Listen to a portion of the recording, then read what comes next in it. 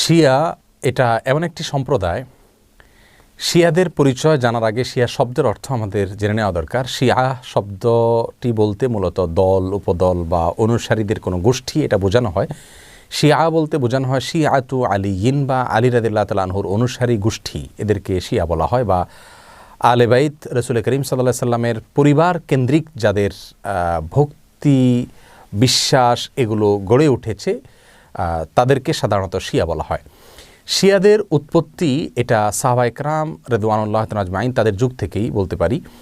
এবং শিয়াদের উৎপত্তির পেছনে যে লোকটি ছিল তার নাম হলো আবদুল্লাহ ইবনে সাবা। ইহুদি ছিল, পরবর্তীতে এসে মুসলিমদের বেশ ধারণ করে মুসলিমদের ক্ষতি সাধন করার জন্যই মূলত এই গ্রুপটির তারা আবিষ্কার করে।